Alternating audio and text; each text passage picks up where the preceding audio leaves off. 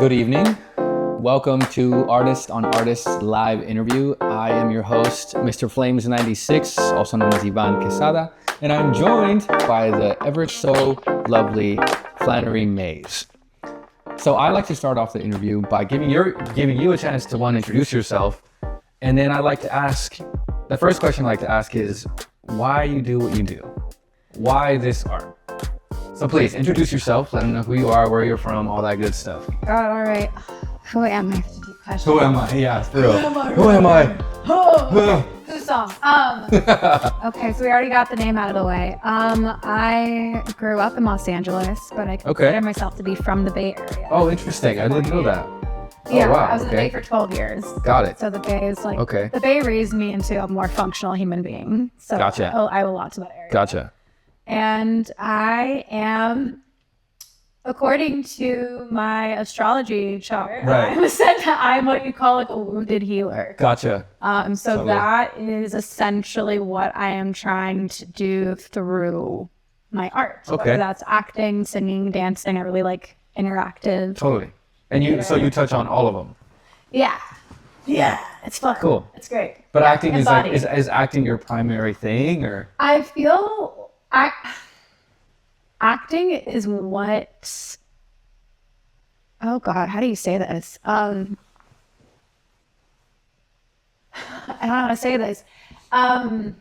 Acting is, how I can just be. Right. I actually understand. Yes, I understand that very well, because somebody told me once that learning how to be an actor is learning how to be a human being. Yeah. Right? So ever since I learned that, a lot of the things that I've learned as an actor, I've like implemented into like my life, and it's definitely changed me to be like a more grounded human being. Yeah. So I hear what you're saying when you say that. Yeah. I talked to my acting coach, Renee Rokoff, a lot about how acting feels like a form of meditation. Totally. Like you're just like trying to be present. But I feel like in my heart, though, I'm like a dancer, like first and foremost. Gotcha. And when I say I'm a dancer, it's not like I'm so professional, but just that is like, I will move back to the Bay Area just because they have really good Brazilian zouk and ecstatic dance. Sick. Like that's how much I just need it in my life. No, I hear that completely. Before I ask you why, sure. I want to let you guys know that if you guys have any questions, stream's lagging a lot. Damn, that sucks. But anyway, if you guys have any questions for me or for Flannery as far as our art goes, please feel free to drop them in the chat, and we're gonna keep going. But I want to like look at you. Do we look over here? Like, what do we do? Yeah, you can look at me, and then if you want to share something with them, share it with them. Cool. You know what I mean? Okay. So Flannery, why do you do this art? Why do you craft? What brings you to do that? What brings me to do it? I started touching on it a little bit. Yes, but, you did. I guess like the big thing for myself is I felt this since I was very young. I've always been like singing, dancing, just acting. And when I was in my 20s and I was going through what a lot of people go through, where your 20s suck, it does get better. It does. It does. It really does. It is not forever 21. For real. I would never go back to being 21. No, I don't think I could either. No, fuck I was that. an idiot at 21. Yeah. And my acting coach is in her 40s, and she's like, no, 40 to where it's at. I'm like, all right, I'll see you there, bitch. Yeah. But yeah, I went through addictions in my 20s and just trauma and shit. No, for sure. And making art, whether again it was singing, acting, dancing, writing, playing piano, guitar, even if and also it's not that I'm a virtuoso at all of these things. Yeah. It's just how to express how I'm feeling and the freedom that I felt from that. And now there's like this, for me, there's something bigger than, yes, there's expressing myself, but there's also this bigger, I don't want to say mission. That feels very colonialist. Right. No, sure. There's like this bigger calling to want to help other people feel free, because I felt trapped most of my life. So I want to help other people feel like that too. And that's why you do it. That is the biggest reason why I do it. Yes. That is fascinating. Because I feel like that is at the core what we do, right? Is to like, we express so that other people feel comfortable to express as well and to connect. Yeah. So I feel like this craft is, and really any craft, like as far as like any sort of art that you mentioned, like dance, music, acting, painting even, it's all to connect. Yeah. Right? I definitely think so. I think it's just the way we connect is different. Like there's, using embodying another person who is similar or different to you. You get to find the empathy in that to feel these different feelings or experience what they're experiencing with your singing. You're like using your voice and your body is literally vibrating when you sing.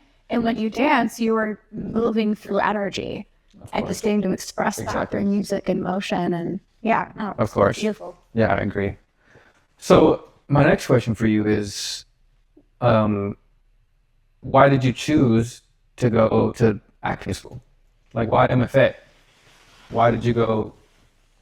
Yeah. Why did I get an MFA? Honestly, like much love, but I did not want to do community theater anymore. I did not want to do community theater anymore. And the bigger reason though, I mean, that was kind of what like got me like thinking about it, was not like, oh, I'm so much better than these plebes, but just like I wanted to really be around people who were in the craft. Totally. And I think, and the bigger thing was, I've been singing and dancing since I was like younger, but I never really acted. So I was in show choir in high school, but I didn't start acting until honestly a couple of years ago. Oh, okay. And so this was also, I guess like the best way I could say it, actually, the more real truth is I went to get my MFA in acting because I wanted to make a living amends to myself. Okay. I wanted to give myself this gift of this training that I never did when I was younger because I was too afraid to do it. And then even when I kind of knew that I wanted to, it felt superfluous. Oh my God. It felt I don't even know what that means. Superfluous. It felt frivolous. It felt like it felt like whipped cream instead of the actual fucking cheesecake, Right. And it's not fucking whipped cream. And I don't give a fuck if I'm not getting a degree in engineering. No offense. Like, no offense. All you engineers out there. Like, we love you too. And it is just as important. And so I wanted to give myself that training so I could be a master of a craft. And yes, I have good intuition, but how can I like just get to a deeper level with it? And that's the main reason why. Totally. That's lovely. That's a great answer. So then you did show choir before. I'm very curious about like your origin story. Okay. You know what I mean? Like I'm very curious about like this pipeline. Because I feel like the show choir to actor like pipeline is a thing. Right? Is it? I mean, at least that's been my experience. Like I've met a lot of people that were like, oh, I was in show choir in high school. Now I'm doing musical theater. Now I'm doing acting. That's so interesting. I've heard that a lot, at least. I mean, I grew up being very scared. I won't go into the whole trauma story, but the nutshell is, I'm an adoptee. I come from an open adoption, which means I know my birth family and the parents who raised me. And on both sides, there was dysfunction and good intentions and people who just fucked up a lot. Right. And when you're a kid, that creates a lot of, or at least in me, people can respond to trauma differently, but it created a lot of fear. Right. And so I was very scared to be seen. And the way I grew up in Los Angeles, kids are little fuckers. They're not always nice. And so I felt I never felt safe to be an artist when I was growing up. Right. And show choir was the closest I could get because you're in a group. Totally. And so I could blend in. And if I ever was given like a lead of some kind, I'd be extremely anxious. So it just took getting older, getting sober, having kind friends, having community, having support, and then eventually just trying. Yeah. My former partner found me my first acting gig, and I was at San Francisco's Theater Rhinoceros, and I that the first place that gave me a chance because I didn't really have direct experience. I mean, I had like transferable skills, but I had never actually literally acted before. Yeah. So What show was it? it was called A Slice of Life. That sounds so familiar. Why do I know that name? I don't know if you would. It's an original play. I don't know why I'm blanking on John's last name right now, but well, goes my memory. But John of Theater Rhinoceros and at San Francisco's Capture, John Fisher. Oh my God, cool. John Fisher. He's the artistic director of Theater Rhino. He wrote the play, he directed the play, he acted the play. Okay, sick. And so he and I each played like 5 different characters, like in this hour and almost a half show, just he and I. Sick. Just no intermission, just doing our thing. It was That's really cool. And that was your first experience? That was my first experience doing theater. Live on stage. Yep. And John and I did it in like 3 weeks. And like 5 days a week, I was commuting from Oakland to San Francisco, and he very kindly told me, like, this isn't really normal. And I'm like, thanks, I appreciate that. He kind of threw me in the fire there, but it was fun. Totally. And that's how you love something. Like I stopped doing I was working at a whatever I can name it. I was working at United Bay Area, which is some bullshit job. It's a nonprofit. Gotcha. It's a nonprofit. Gotcha. My bad. They're trying. They're trying to help people in the Bay Area. So much love to them, but I'm sorry. Not your thing. But yeah, I stopped doing my job well and would just go to rehearsal. I mean, John and I would meet for rehearsal at like 7 a.m. Damn. And he was like, you better be there. And I was like, I'm a morning person. I'll see you there. I will see you there. So I stopped doing my job and I eventually like quit a couple months after, and then I just committed to doing this for like the next couple of years, and now I'm here. Wow. It's the short version. That is a very short version. You don't have to tell the short version. You're more than welcome to say the long version. Oh God. Well, I guess funnily enough, my acting journey also coalesced with my psychedelic journey. Oh, interesting. So that's really interesting. That's really interesting. Okay. I mentioned like I had addiction, so I'm someone who comes from 12-step recovery programs. Okay. That's what worked for me. I still haven't drank in 7 years. Drank alcohol. That was the addiction. I stopped everything. Oh, okay. It was actually mostly cannabis. Cannabis is a tricky fucker. Because it really can be medicinal. It was just like the habitual use was not. No, for sure. Yeah. Studies show that the habitual use of it is not healthy. It's a sacred plant medicine. For sure. If you mess with it, it will mess with you. For sure. Exactly.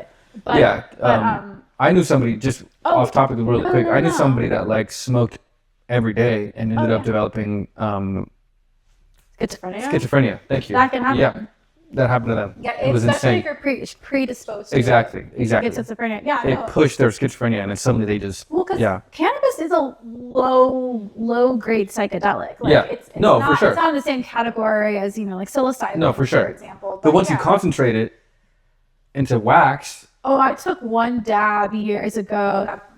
I don't remember. The first like little baby dab that I took one time. No. I really thought.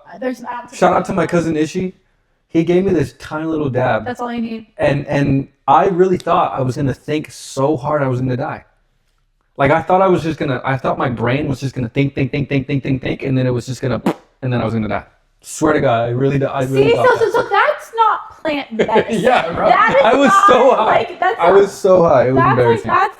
That's like way too much. But it was insane. But anyway. So I still don't drink alcohol, and I stopped everything for 4.5 years. Yeah.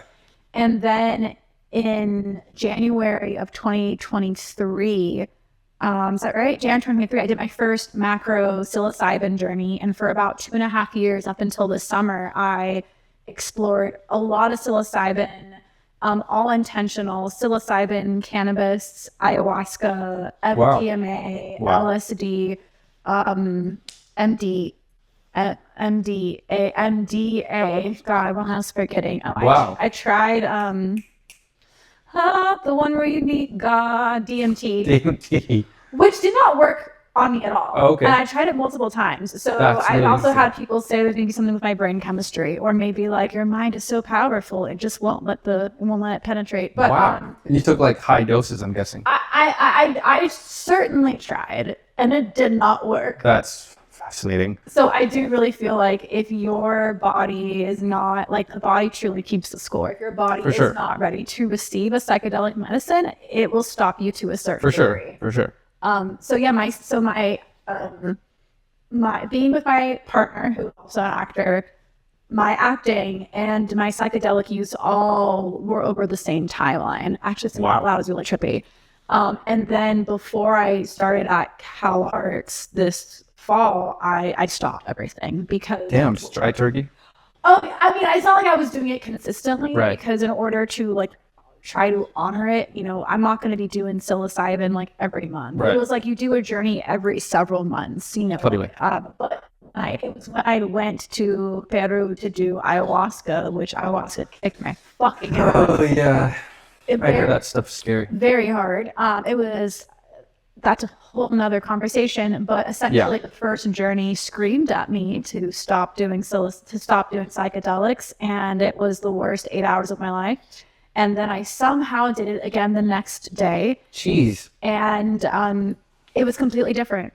And it was this loving voice that was saying, "You're done with psychedelics. You need to go integrate." Wow. And integration is where you take what you've learned from your psychedelic medicine and you apply it to your life. And that's, and leading it back to art, like that's where art comes in. Totally. That's where, like, you know, people and relationships and all of that comes in. To me, like, I might not have the best way of describing it, but it's all connected. Well-being, psychedelics, art, it's all part of, I think, healing and being alive and being in love with each other. Absolutely. So you went from doing community theater, falling in love with it, to doing psychedelics. Yes. Learning that you need to stop doing psychedelics. Yes. And that pushed you even further into an acting career. Yeah. And then auditioned for CalArts. Yeah. I mean, when I was auditioning, before I started auditioning, psychedelics was still a part of my journey. So the auditions was earlier in 2025. I officially stopped psychedelics in the summer. Gotcha. When I was going through the audition process, though, I was completely sober. And I will say this, actually. Cool. Going through that process, I almost feel like everyone should audition for an MFA in acting. Because That's funny. Because, like, there's this, I think, like, as an actor, there's also this unintentional, this disempowerment around people pleasing, like, pick me, pick me. Totally. And I was just like, I got into this place of not arrogance, but confidence and so much self-love. I was like, you know, I'm not afraid of rejection because the right school and I will find each other. Of course. Like, even though there's, you know, the Juilliards and the Yale, like, good for you all for existing. Yeah. That doesn't mean that it's the best school for me. Totally. And so I had stopped doing psychedelics during that whole time. But that experience was almost more life-changing than any psychedelic I had done. The audition process. The audition process. For sure. The coming home to yourself. The confidence, the love, the like, I'm not religious, but I'm certainly spiritual. That, like, truly trusting higher power, whatever the fuck that is, like, truly trusting that, like, it's going to be okay, instead of this very beautiful, very human need to control everything, to have an answer and just sit in the unknown and actually just breathe. That's what acting is. That's what we do all the time at CalArts. You just breathe and be all the time. Yeah. It's been a fascinating first semester at CalArts for sure. But something that you said really stuck with me, the coming home to yourself and being with yourself after that process. Because that's a feeling that was really fascinating to me after my IRTA auditions. Okay. Like, I did the audition, we had to sit there for a little bit and just hang out, and then I just got to go back to my room after I was done. That's it. And that was it. But like, the me sitting with myself after that was such an interesting, undescribable feeling. Were you by yourself? Yeah. I came back into the room and I was alone. Okay. I don't know where Laith was. My best friend. I know you don't know him, but I came back into the room and I was just alone, and that, I don't know, there was just like this feeling I got when I was just there by myself, just I don't know how to describe it to you, but it's the sitting with oneself. It's like, it's peaceful. Yes, it was very peaceful. It's peaceful. It's very like, peaceful. You know, it's like sitting, I don't use the word like God as in like the Judeo-Christian God, but it's like sitting with God. It's like sitting with, you know, just existing. Absolutely. And I think it's one of the beautiful things that we get to do as people, but also as actors, especially that you really just get to like sit with yourself. And that's again where acting and any art form can truly be just so meditative. And when you're in a society where everything is going, like everybody has fucking ADHD now.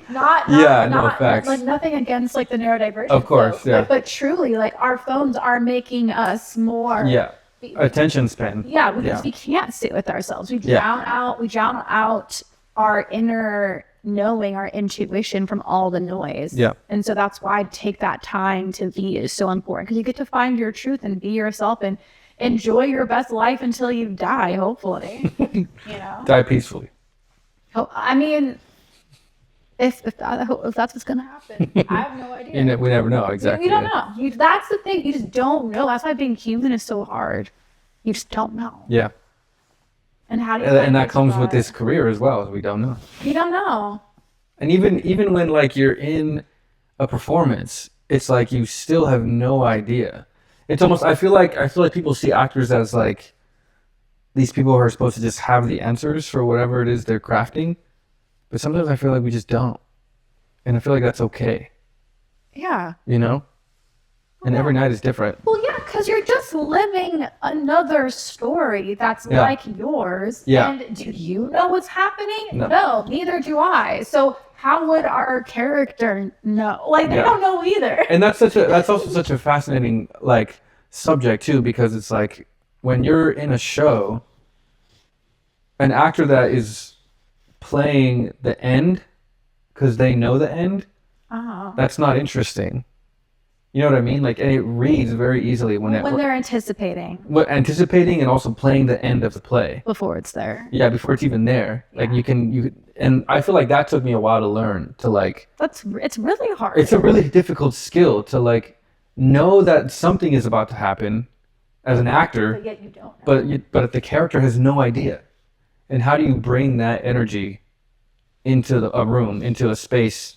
And that's why I think improv is so helpful for any human to do, but especially if you're a theater actor, any kind of actor, but especially theater acting, is to make yourself go do improv. Yeah. Because you're constantly just in the moment and being present. Yeah. And just constantly just like. Did you do improv? I did. Like in an improv group? I'm not necessarily good. Like I can do clowning. Clowning and I are good, but like improv is hard for me because you have to be in a certain container. Yeah. I love watching it. I'm kind of terrified to do it, but I make myself do it anyway. So I've been doing improv on and off for years. Me too. Yeah, I love improv. I've never been like in an improv group. No, I haven't been in a group. But I think it would be fun to just do it as a group. Mm-hmm. Yeah. Just like in a group? Yeah, I don't know, like performing in front of an audience, just improv. Oh, plug for Upright Citizens Brigade in LA. They have free jams that you can go to. They have really? They have a musical improv, which I ironically feel more comfortable with. And they just have regular improv jams. Okay, sick. And then they also have clowning jams. Clowning and improv are different. Yes, clowning is a very specific technique for sure. It has so much more freedom, which is why I really like it, but they're both great. That brings me to another question that I have for you. Do you have like any, as far as acting goes, there's different types of like trainings that you can dive into. There's like the Meisner, there's Shakespeare, there's clowning, there's like stage combat, like all of that stuff. What would you say is your like technique that you like before you got to CalArts? What was like the thing that you learned? Honestly, I just looked and lived a lot of life. I'm not saying like, I do have a theory that people who are trauma survivors are better actors. I don't know if it's proven yet, but I do believe that. But yeah, I've lived life. I've loved deeply. I've lost. I've traveled. I've experienced a lot of feelings. I've experienced it completely sober and also totally out of my mind. Jeez.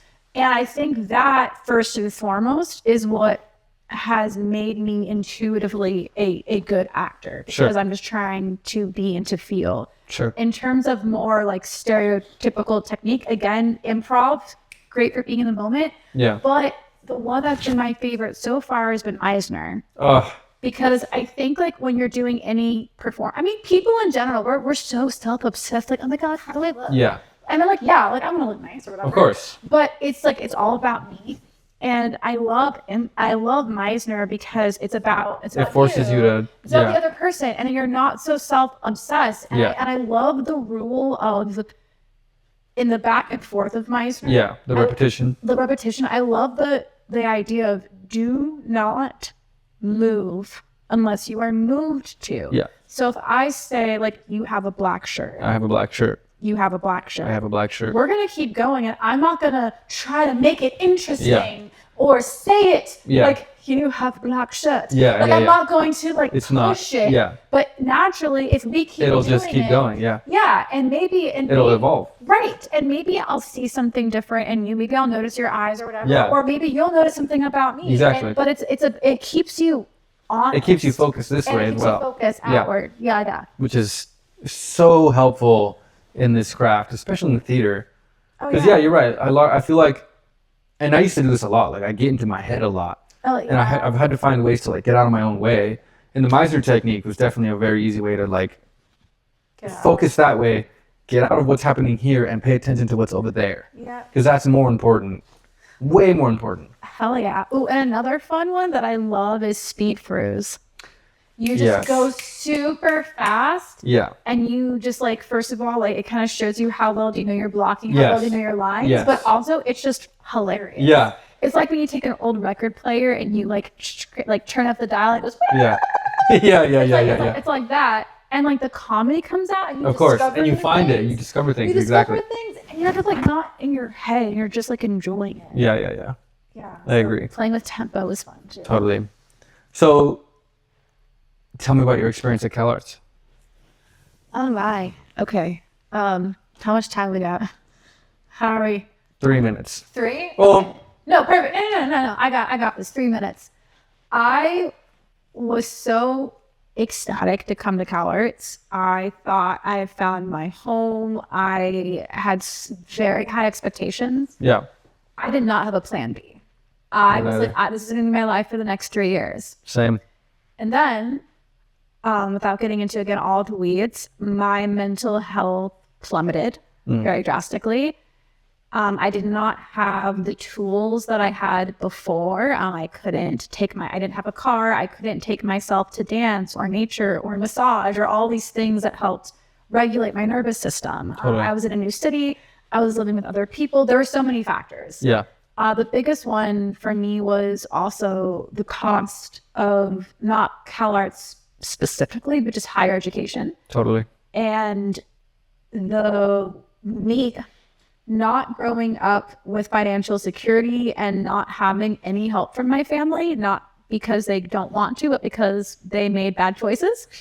I am supporting myself, and I am responsible for that. And the dawning of how much money I was losing every month and how much I was spending on the program was really weighing on me. Yeah. So I tried taking out the Grad Plus loan. I tried to accept the cost and to act on faith. And for me personally, my body was screaming no. I loved the people. Of course. I loved the classes. But I'm also someone who's, whether is it trauma or ADHD? Like I'm on the more neurodivergent spectrum, or people at least think I am, whatever. Whatever. I can be extremely gregarious and outgoing and lovely. And then sometimes I'm like, leave me the fuck alone.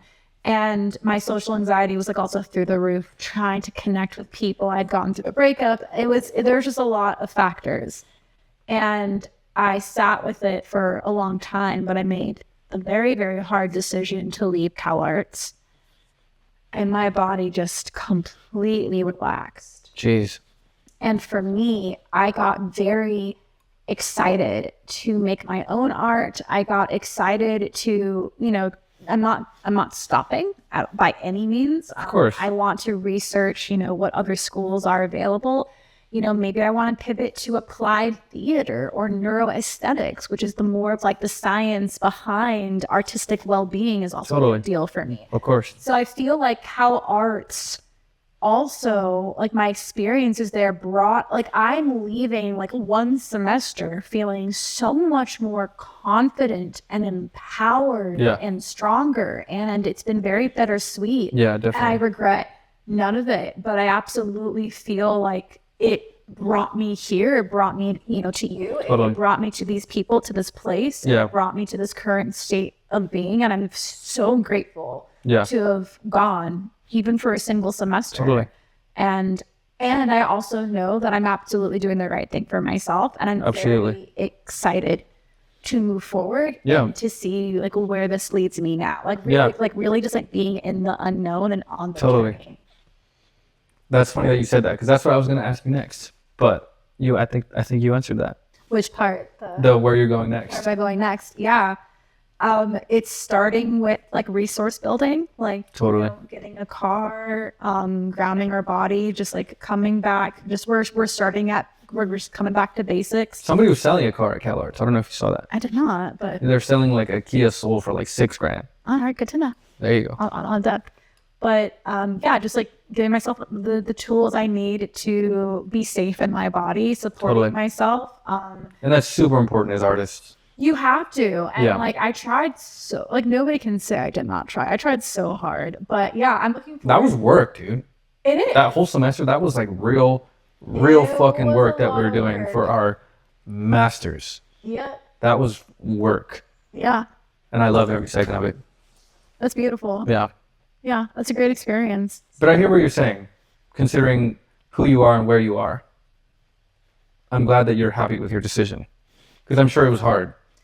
It was not easy, and you and other people in the cohort did not make it easy. But I think that's also the thing about any journey is you do the right thing for you no matter what. And coming and then leaving has been extremely powerful. Yeah. And so I'm very grateful for that. But yeah, I'm very excited. Good. I'm very excited. I'm excited to again just like start making my own art. I feel a lot more like empowered to do that now, and like less scared, and just to go audition at theater. And you know, like LA was like the seat of my trauma. So to come back as an adult and to be like, all right, Los Angeles, like let's have a new relationship. I can tackle this. Yeah. Like I got this. And it feels really good. Good. Well, I'm happy for you. Thank you. And that was Flannery Mays, everyone. Thank you so much for joining me today. Thank you. That was lovely. Yeah, thank you for asking me. Of course. So cute. Yeah, right? This is fun, huh? Yeah, let's just sit here and talk about art. Yeah, just chat. And just record it, I guess. Yeah. Hell yeah. Yeah. Well, bye, you guys. Thank you guys for tapping in. Bye.